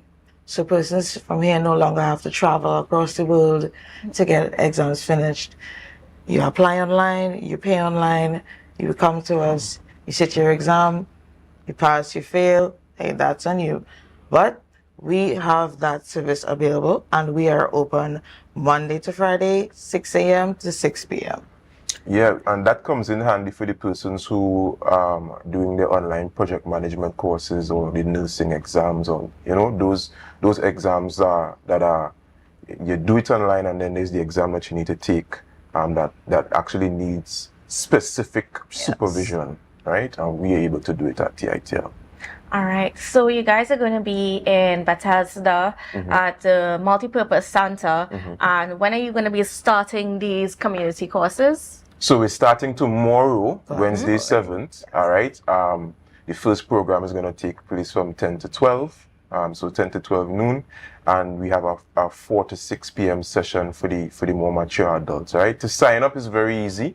You can either give us a call, 211, right? We're able to take, and that's toll free, we're able to take your information at that point, or you can call 639-1987, extension 110, right? 110. We are able to sign you up there as well. If you want to do it online, you can also do it at www.titl/IT literacy, right? And there's the form there that you could fill out as well. When you fill out that form, someone will contact you just to get, just to gauge where you are so we know where to place you. And of course, this is open for everybody. Everybody over the age of 18. No, no discrimination or anything. No, there's no prerequisites. Anybody can register once you're over 18. We do programs. Kids don't feel left out. We know this is school time, but there's a time for the kids. We do a lot of children's programs when it comes to vacation and stuff like that. But now is the time for adults. All right. So over 18, mature adults, young professionals, older professionals, everybody's welcome. All right, so I want to thank you both for being on with us and to telling us about this opportunity. And to viewers, if you are in the Plymouth, Bethesda, area, all of neighboring communities, come out and you're interested in getting a little bit more proficient. And if you sometimes struggle, come out and learn. It's all about bettering yourself. It's all about educating yourself and putting you at a higher step in life so that you can take on bigger challenges. Yeah, so thank you. No problem. You get a nice certificate when you're finished. So you could put that on your resume, make his resume, spruce out your resume, make it look nice a little bit. Certainly. All right, viewers. Well, we got a whole lot more coming up for you after the break, so please don't go anywhere. We special and there is no denying. Tobago is number one. I am you and you are me. Tobago Glass Supplies has been a leading name for over 37 years in the glass and aluminum market in Tobago. We provide an extensive range of high-quality, innovative aluminum and glass products for commercial and residential use. Competitive prices with superior and professional services by committed employees who are guided by rigid quality standards. Tobago Glass Supplies specializes in the manufacture and installation of glass and aluminum products that are essential to today's homeowners and the business environment. We are engaged in marketing, sales, and installation of a variety of products. These ranges from windows and doors to necessities such as mirrors for homes and vehicles, designed and manufactured in-house or imported.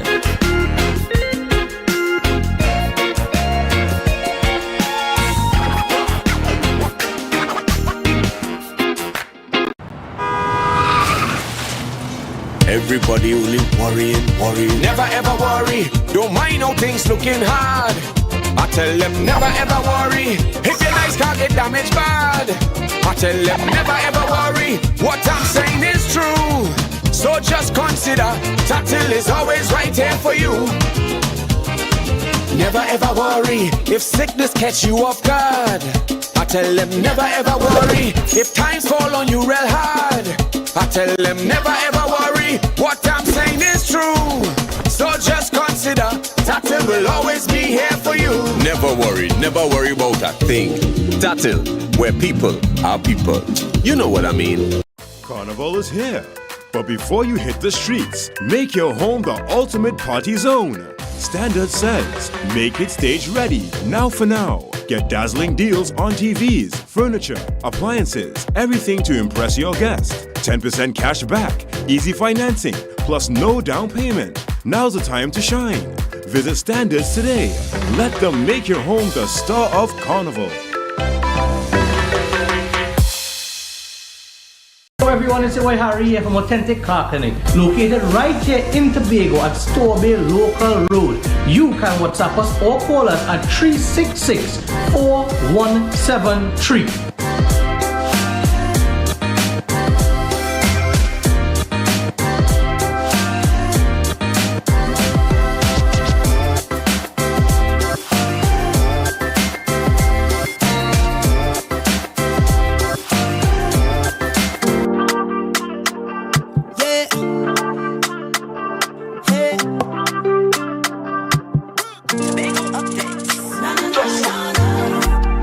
Good morning, Tobago.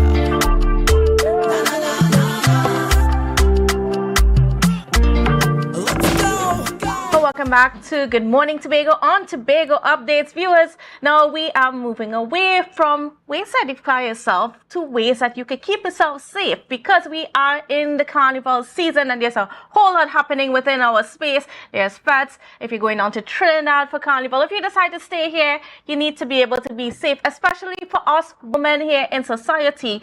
So, if you want some ways or tactical tips about how to just be more aware of your surroundings and to make sure that you secure yourself as to in whatever activities that you are doing, well, we are being joined by an expert. This is Professor O. She has a wonderful name, the CEO of the ASMA Security Training Academy. So good morning and welcome to you, Professor O. How are you doing? Okay, so we just lost them there. So yes, excuse me. We are supposed to be talking about some safety tips for Carnival. Now we are going to be having Carnival here in Tobago. It's not going to be quite as grand as the national carnivals in Tobago have passed, but it's still happening. We had some resolution happening yesterday when it comes to the band leaders. We know that the band leaders were protesting at the tourism office when they had some issues with the budget, the prizes, the grants and so on, and they were saying that, hey, let's just go back to the old budget that we had for 2023. It was, still satisfactory enough for them to work with. And there was a meeting in which the chairman met with the secretary of tourism and as well as the Tobago Festivals Commissions, and they were able to come to some sort of agreements and negotiations that they were able to agree on. So, it looks like things are happening for Carnival. Now, getting back to our conversation on hand, and that is safety for Carnival. We are being joined now by Professor O. So good morning and welcome to you, Professor O. Good morning. Are you all hearing me? Yes, we're hearing you loud and clear. How are you doing this morning? I am excellent. Happy to be in the land of the living. All right, great. So tell me a little bit about yourself and your Security Training Academy.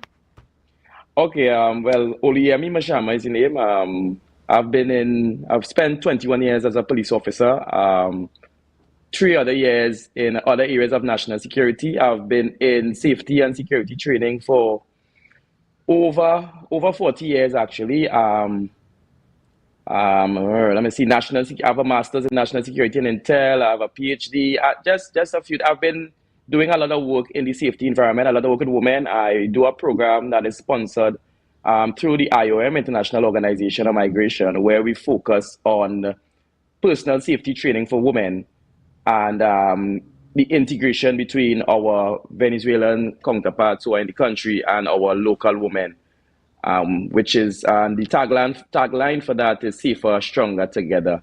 So as I said, personal safety, self-defense, this is what I do. I do a lot of training for national security, all the areas, police, army, all those different areas, both locally and internationally also. I do a lot of work internationally as it relates to training, security, and safety. Great. Now, what are some of the things that us women in particular need to be aware of as we are approaching Carnival? So, I mean, as I always tell people, we could always hear the normal things, which is, keep your bag close to you, switch the side of the streets if people following you, do not lay down your drinks, don't rest on your drinks when you're taking, move in teams, all these different things we always hear over the years. But I like to say that personal safety and self-defense is an art. And so long as you follow these guidelines of the acronym ART, you cover all the other areas that we could normally see the safety tips about. Mm-hmm. So the first thing is your attitude. The attitude towards your personal safety. You must have a positive attitude. You must have an attitude of understanding that, listen, I want to be safe. Yes, I want to have fun. But we also have to understand the environment we're living in today and the way things are going. So your attitude towards personal safety has to be one of, hey, listen, we're going out, we're having fun, but we want to return home to our families, to our friends, to our spouses. So we're not just going out and having fun indiscriminately. So the first thing is attitude, and that covers your mental capacity. And under that, we have something called color codes. Color codes was developed to give you an idea of your surroundings when you are functioning every day, whether it's at home, whether it's in a vehicle, whether it's on the street. So the first color is white, and that's the color you don't want to ever find yourself in. That is where you are totally unaware of your surroundings. You don't have a clue what is going on, either because that's just how you function, or because you may have drank something and you're intoxicated or otherwise. So you don't ever want to be in white. The second color is yellow. Yellow is where we function in a space where we are aware of our surroundings. We know what is going on, we are observing, but we are not paranoid. Sometimes people mistake the two. They take paranoia for just being safe. No, because that, again, that deals with your psychological effects in a different way. You don't want to experience that where you're paranoid, because that could have the same effect as being intoxicated where you're in white. And when you're in white, that is having a victim mentality. So you want to be in yellow where we are aware of our surroundings. We understand that, okay, if we're leaving to go to the fete, or we're leaving to go to church camp, or we're leaving to go wherever we are going at this point in time, we want to understand that the car must have gas. We must understand our phone must have money on it. We must have access. Where we going? Is it an area where we could lose connectivity? You know, when we park our cars, wherever we park, will it look the same way when we return? If we reach in the day, and then if we reach when it's light, and then we return when it's dark, how will this environment look? So that is where yellow takes you. Yellow gives you that idea of being aware of your surrounding, putting everything in place before understanding who can I call, who is aware of where I am at this point in time. We have orange. Orange only functions well because you are in yellow. And because you are in yellow and now you understand the environment and you are aware of your environment, then you are able to identify possible threats in the environment. Or if something is going off with your friends, you must know your friend, you must know, hey, listen, today Susie looking like she started to get a little intoxicated. Let me move closer to Susie. Let me keep Susie closer to us. Hey, that guy, I realize that guy is kind of zooming in on her. That guy is moving close to her, he's talking to her. We are now able to zoom in and maybe provide a little extra support and protection, because they wouldn't want to really attack a group of women per se. Then we have red. Red is where the threat has become a reality. We were not able to avoid the threat, so now it comes a reality. What are we going to do? Are we going to raise an alarm? Are we going to try to fight back? Based on the scenario, are we going to try to get somebody else's attention? That is where red exists. And then we have black. Black is where you was in white, totally unaware of anything. And as we say, ever hear these things, and we say, oh, good, I just see black. That is where black exists. The threat is now happening. The action is happening. We had no plans. We wasn't prepared in no way. The phone dead. We don't have money on the phone. The car didn't have enough gas. The tire burst. We didn't know how we changing the tire in our environment where it's not safe. All these different things is where the color code takes us. The R deals with responsibility. And responsibility in that sense is the physical sense of you as the human being. So the attitude deals with the mental. Responsibility deals with the physical. Is this a safe environment that I'm going to? Do I have everything in place to function and reach to this venue, to reach back home safely, to have fun in a safe space? That is my responsibility. I need to understand that I am responsible for my safety first. Then we are responsible in a collective as a group, and then we are responsible in the collective as a country. So if everybody takes the responsibility for their safety and do what is necessary, that is where the physical part comes in. And then we have the trust, the T. Trust is the spiritual part. That is the belief in a greater being, the belief in your creator, understanding the guidance, understanding that sometimes when something is not feeling right, to go with that sense. You know, we sometimes are in environments and we feel something off and we just say, hey, something not feeling right, or something tell me wasn't to go today. You hear people say, oh God, something tell me was to stay home today. We have Carnival coming up every year. You know, we have things happening every year. Maybe something is telling you, hey, this is not for you to do this time. Let's stay away from it. Let's not do it. Let's not go this way. This is not looking right. We reach the venue. The parking is like a mile away from where the venue is. It's dark. We have to walk. Is this really safe? You know, persons in the car park, sometimes you have persons there saying, hey, give me a 20 and I will watch your car for the night. And you being totally unaware, you pull out all the money you have. Sometimes you may be hiding it in different places. We know how the women do it. They may be hiding it. Now, guess what happens? You just have someone who now have seen where you're hiding the money. They now see how much money you have. They recognize how much of you all are fetting together, or how much of you all are partying together, or whatever the case is. They know that you have to walk back from where to come back to this space. And we know that most times when we park in spaces and we go back, most times after the event, there is nobody there. You know, it's all about how much jewelry we are wearing, what type of jewelry we are wearing. Some people tend to say, well, I will wear fake jewelry. But remember, the criminals not aware of if your jewelry is fake or not. All they are aware is what they are seeing at this point in time. So you have people say, well, I ain't wearing the real thing, but you have on this big gold chain, this big earring, this big band, all these different things. It may not be real, but the criminal doesn't know that it isn't real. So are you even willing now to put yourself in a scenario where your life is at risk for something that wasn't even real in the first place? So there are little jewelry that we could wear that persons could know, hey, that really ain't looking too expensive, but it still fits the mold that, you know, looks good, and, you know, you could still enjoy it. We know your ladies like to look, you know, nice and whatever. We have to be careful about even our hairstyles as women. Are we putting on our hair in a position or a situation where somebody could actually grab us and pull us by our hair to control us?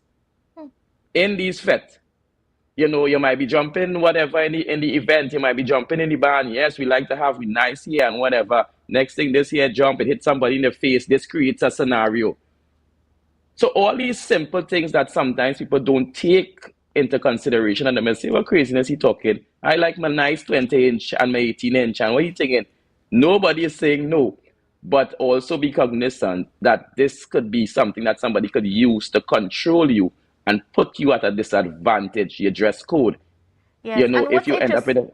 And what's interesting Yes, about what you're saying is that a lot of the things that we need to be aware of is like, you know, time and place for certain things. Correct. So nothing's Correct. wrong with the jewelry, nothing's wrong with certain hairstyles and that Yes. sort of thing. But you have to know your environment that you're going in Correct. and dress accordingly.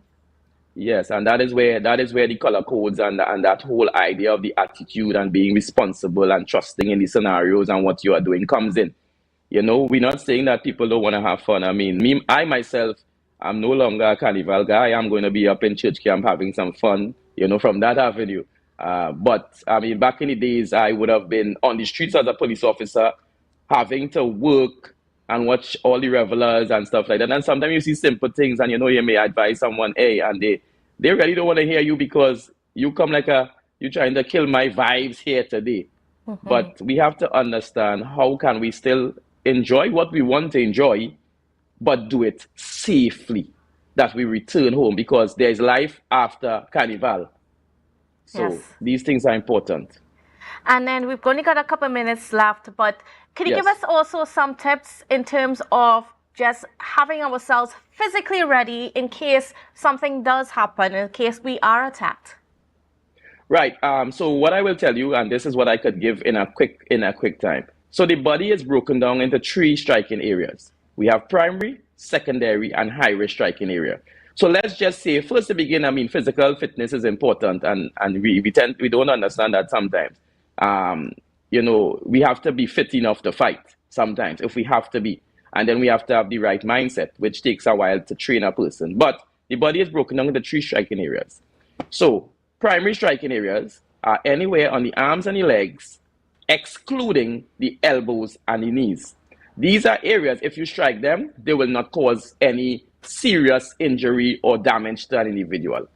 We have the secondary striking areas, which include areas like the elbows, the knees, the groin. Those are areas that if you strike them, you will get a response. You might cause a little more damage, but the person could still, it might not put the person in a situation where they are incapacitated. As we are on the groin, you know, no longer is it sensible to kick a guy in his groin, especially criminals, because what we don't understand that has been happening, a lot of these criminals are now prepared that women will kick them in the groin, so they start wearing cups, or they start putting things to block the area, so that if you hit them there, it really would not have any effect on them in any way, because they know everybody going to try to strike them in the groin. So that is not making sense anymore. So what you want to do is go at the high-risk striking areas. If you go at the high-risk striking areas, even if the person is bigger, stronger, whatever, you could still cause enough damage or enough effect to be able to move away from the environment, run away from the environment, or whatever the case. And the high-risk striking areas are anywhere on the head, places like the soloplex, the area of the soloplex, places of the spine. Those are areas. So I always tell people one of the easiest places to go behind, and if we watch boxing, is to strike at the chin, areas like the nose, areas like the temple area, the ear area, the eyes. Those are areas that you want to immediately get control of. If you get control of the groin, for some strange reason they did not have it on, and you get control of the groin, it is an excellent control mechanism. But you want to be able to do that. Thank you so much, Professor O, for giving us these tips. And it's certainly some things that we need to think about. It's all about just, preparing yourself mentally and so on as we go out and enjoy ourselves. So the better prepared, the better we can enjoy ourselves. So thank you so much, Professor O. Thank you all for having me, and thanks to Trinidad and Tobago, and have a safe and happy Carnival. Thanks. All right. You too. All right, viewers. So that's how we're going to wrap the show this morning. I want to thank you so much for being on with us. And I hope you have a safe and wonderful day. And we will see you again tomorrow. Bye for now. I say, thanks a favor to wake up and hear me neighbor. 60,000 people strong. And the vibes is never wrong. We are beauty. We are power. We are people. You're viewing Tobago Updates Television, your exclusive gateway to Tobago, broadcasting the beauty of this island paradise to the world.